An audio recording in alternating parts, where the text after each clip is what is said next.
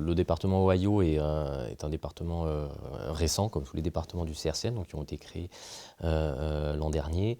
L'importance, c'est vraiment ici de pouvoir mettre en connexion les différentes équipes de recherche sur une thématique commune qui, pour nous, dans le département Ohio, est l'oncohématologie et l'immuno-oncologie, sans tomber dans le travers de travailler en silo et de se clusteriser juste sur cette thématique, mais vraiment d'être plus forts ensemble pour pouvoir mieux communiquer et avoir plus de visibilité vis-à-vis de l'extérieur. Alors l'extérieur, c'est quoi? C'est les autres équipes du CRCM.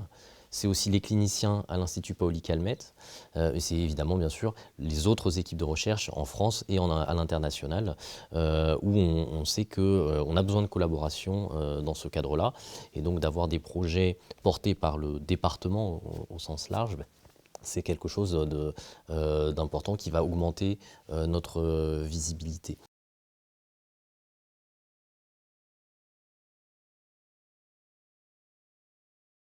C'est pas juste une affaire de style et en disant qu'ensemble on sera plus visible. C'est vraiment des actions concrètes qui vont permettre aux gens d'interagir ensemble et de développer des projets.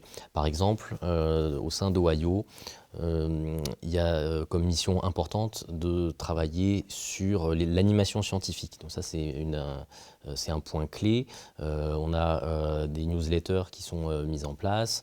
On a des keynotes qui sont mensuelles, qui permettent aux gens en fait de partager leur expérience autour d'une thématique, alors qu'on aurait pu penser que c'était des thématiques qui n'avaient pas vraiment lieu en fait d'interagir, malgré que ce soit de l'hémato dans les deux cas. Je vais prendre l'exemple de l'utilisation de cellules immunes à visée thérapeutique dans le cadre de la transplantation, et puis de l'autre côté, on va voir la niche hématopoïétique dans le cadre des hémopathies myéloïdes. Dit comme ça, il n'y aurait peut-être pas forcément d'interaction, mais en fait, on va se rendre compte sur ce genre de journée et de ce genre de keynote que y a des projets en fait à faire en commun. Donc ça fait partie des missions d'Ohio. Dans les autres missions qui peuvent être, qui sont importantes, c'est celle aussi d'une coordination cohérente et réfléchie autour des moyens qu'on peut mettre en œuvre et qu'on peut apporter. Ça peut être des moyens en termes de ressources biologiques, donc quelle collection biologique on va pouvoir utiliser, comment mutualiser les échantillons. Ça peut être de l'équipement aussi, pour par exemple savoir quel type d'équipement de pointe il va falloir vers lesquels il va falloir investir pour que ça puisse profiter à un maximum de personnes au sein du département. Donc c'est des questions comme ça qu'on peut avoir au sein du département.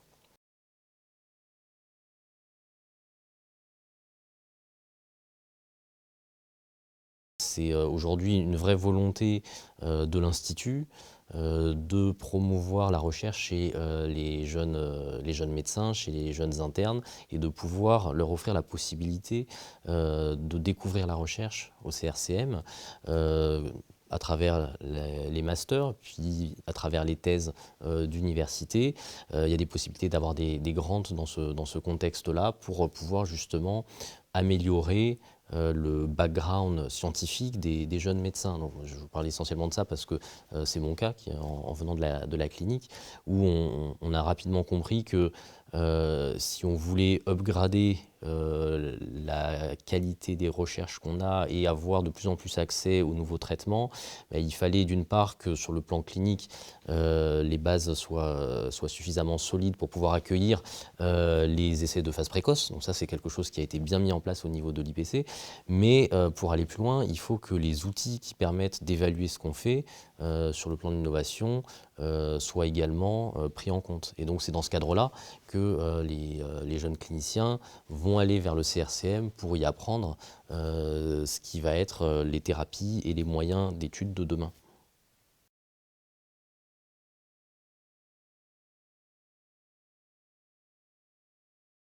Aujourd'hui, il s'agit de la première représentation scientifique dans le cadre des 50 ans du CRCM. Je suis ravi qu'elle soit organisée par le département Ohio, et vous avez pu voir aujourd'hui les topos de qualité donnés par des speakers de renom. Bon, ça nous a permis quand même de montrer que l'aspect de connexion est important puisque la salle était pleine. Les cliniciens se sont déplacés en masse. On a eu beaucoup de chercheurs d'équipes différentes, beaucoup de PhD students aussi. Donc tout ça, c'est important pour l'émulation intellectuelle au sein du centre au sens large, hein. J'intègre l'IPC dedans, évidemment. Et à partir de là, ben, on peut en fait lancer des projets de recherche. Et donc une journée comme ça, ça marque les esprits quand même. Voilà, c'est pas, je pense, à n'importe quel endroit où on a la chance d'avoir dans la même salle, au même moment, le professeur Daniel Olive et le professeur Arnoud Donner pour parler de la leucémie et de l'immunothérapie. Donc je pense que on est très chanceux d'avoir pu organiser cette journée.